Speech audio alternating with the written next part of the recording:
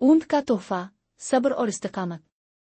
गर्म सहराक में एक ऊंट था जिसका नाम काइडव था, जो भारी सामान उठाए हुए लामुतनाही रेत के टीलों को उबूर कर रहा था। थके हारे मुसाफिर अक्सर काइडव की सुस्त रफ्तार का मजाक उड़ाते। एक दिन एक तेज घोड़ा जिसका नाम बॉक्सर था ने काइडव का मजाक उड़ाया, इतनी सुस्त रफ्तारी क्यों? तुम सबको पीछे छोड़ रहे हो।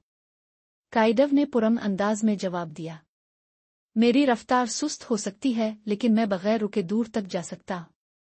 सब्र और इस्तिकामत मेरी ताकत है। बॉक्सर हंसा, मैं तुम्हें रफ्तार दिखाता हूं, और तेज दौड़ता हुआ आगे बढ़ गया। घंटों गुजर गए और बॉक्सर थका हारा और प्यासा वापस आया। काइडव मुसलसल बगैर किसी तकलीफ के आहिस्ता आहिस्ता चलता रहा। जब सूरज गुरूब होने को था, बॉक्सर ने पूछा, तुम ये कैसे करते हो? काइडव मुस्कुराया, मैं तवानाई बचाकर चलता हूं और सब्र से अपना सामान उठाकर सफर करता हूं। रफ्तार सब कुछ नहीं होती, बर्दाश्त और इस्तिकामत ज्यादा अहम है। बॉक्सर ने काइडव की हिकमत की कीमत समझी और उससे कमतर समझने पर मुआफी मांगी। इस दिन के बाद बॉक्सर और काइडव साथ सफर करने लगे। बॉक्सर सब्र सीख रहा था और काइडव बॉक्सर की चुस्ती से फायदा उठा रहा था। कहानी का सबक, सब्र और इस्तिकामत रफ्तार और चुस्ती से ज्यादा कीमती हो सकती है।